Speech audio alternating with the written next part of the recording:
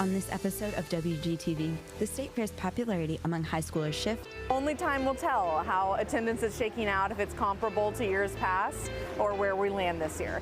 One librarian tells her story battling breast cancer. I feel empowered and I feel happy and excited to share with everyone that I am, that's something that I've experienced, that I've been through, that we experienced together. And two students analyze Walnut Grove's upcoming football game. And the offense also needs to keep their momentum up and their turnovers at a minimum. Yeah, nothing special really needs to happen tonight. The Wildcats have been working on their craft all offseason long to get to this game, this moment, and finally pull off the huge win. These stories and more on this episode of WGTV.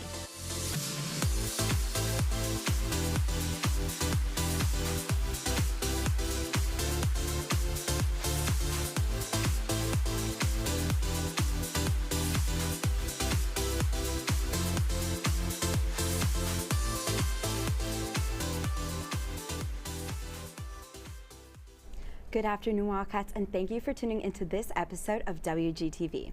Live from the Grove, I'm Camila Salinas. And I'm Olivia Cook. We have many exciting stories coming up. But first, Olivia is going to catch you up on what's been happening at the Grove. Olivia. Thanks, Camila.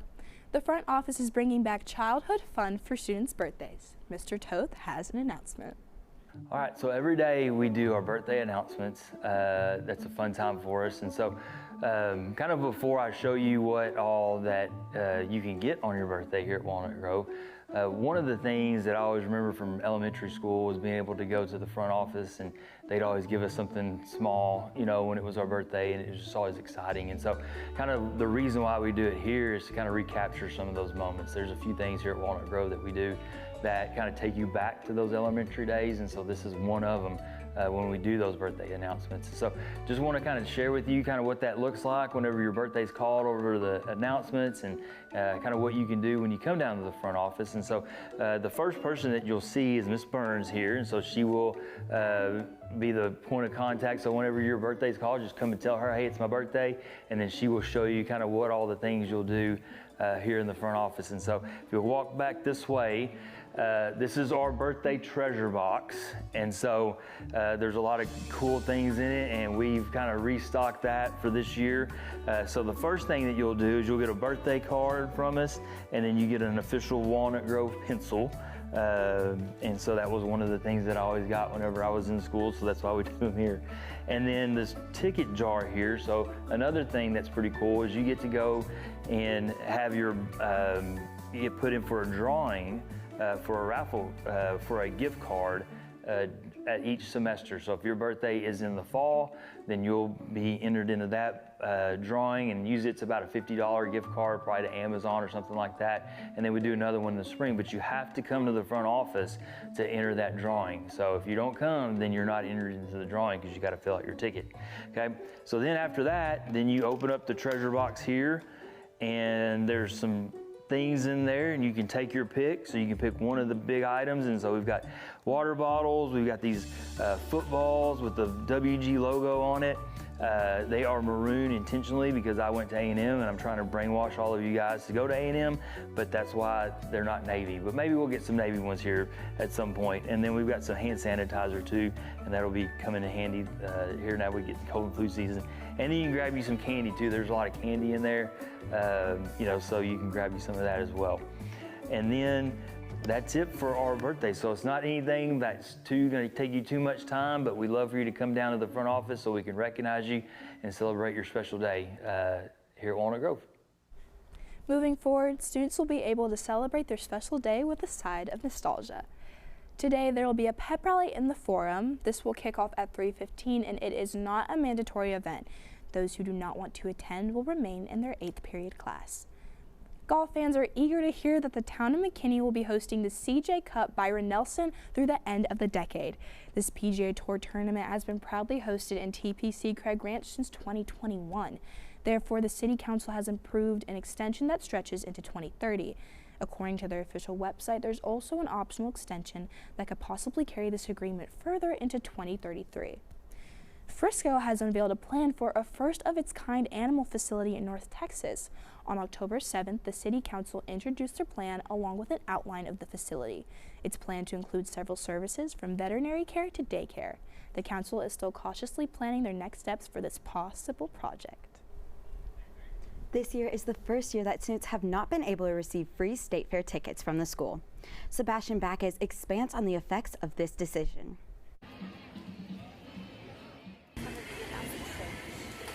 In 2024, the Texas State Fair estimated to have given out 1.8 million free admission tickets to students. Of the roughly 2 million tickets printed, only about 10% of them were actually used. That means this year, students are left with no other option but to pay for admission. I saw the prices on TikTok and they looked really high this year, and I was definitely not thinking it was going to be worth it. If we all got free tickets from our schools, we would have actually maybe been able to go, but yeah, we just can't.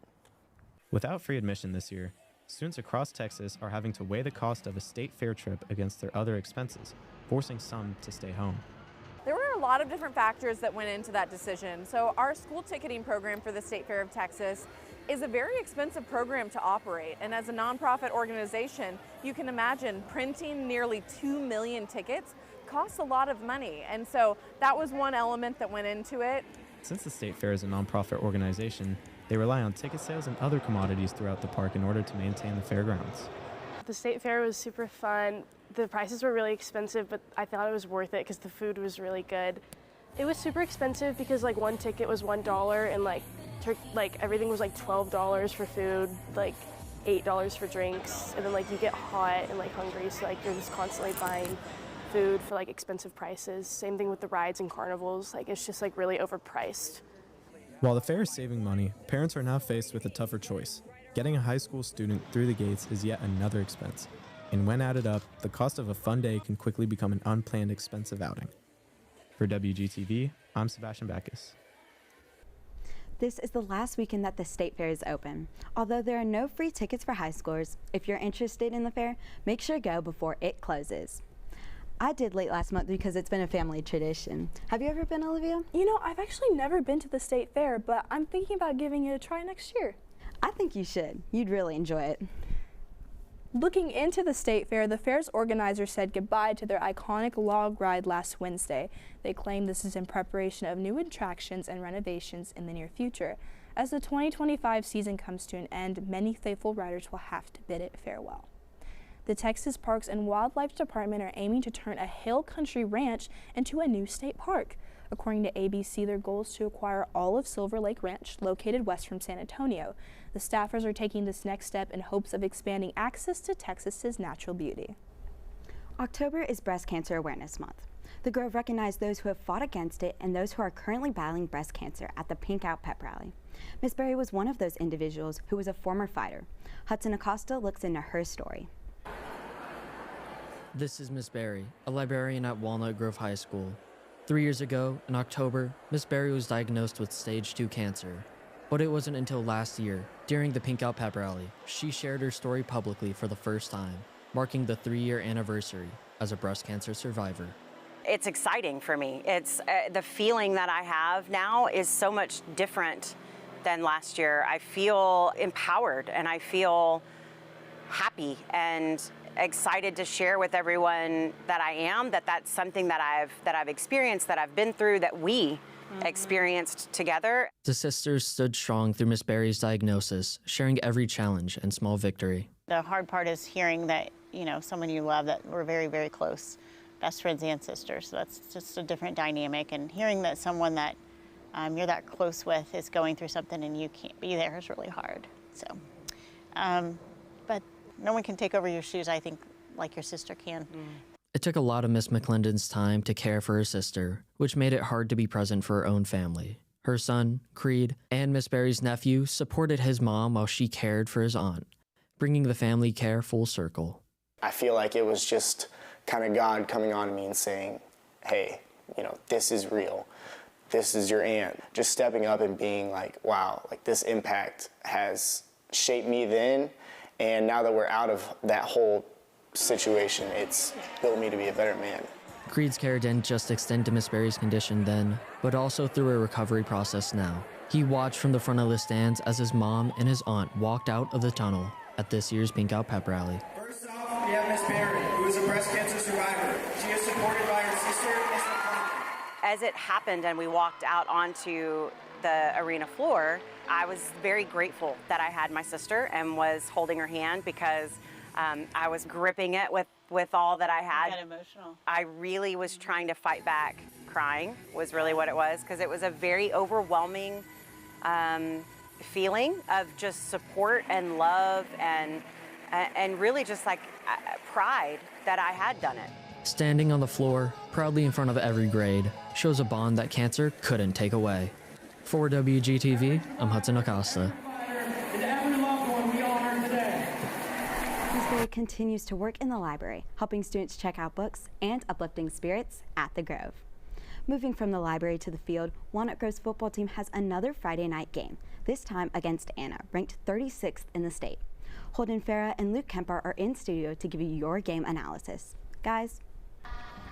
Hackney hands it off to Newton. Newton on the right sideline. Newton makes 17 miss, breaks off another defender, and runs into the end zone for the touchdown. Hackney steps up in the pocket, heaves it downfield for Watkins. He snags it out of the air for the score. Tight end John Hudson, looking for a receiver, finds Watkins downfield, and he walks into the end zone. I'm Holden Farah. And I'm Luke Kemper, and that's right. The Wildcats play the Coyotes tonight at Children's Health Stadium, and this game has a bigger meaning than the rest. Yeah, the Coyotes are the only team the Wildcats have played all 3 years of the school's history, losing to them both times they played. The first loss was a blowout, losing 52-7. That was a rough game for the Wildcats, but last year's matchup was much more competitive, ending in a 55-41 loss for the Wildcats. What's so different about this year, Holden? This year feels different. The Wildcats come in with a 6-0 record, and for the first time, the Anna game will be played at Children's Health Stadium. In Wild Coyote territory, freshman quarterback Hayes Hackney put up 225 yards, 2 touchdowns, and 1 interception. Yeah, Cam Newton had a monster game, getting handed the ball 27 times for 265 yards and 3 touchdowns.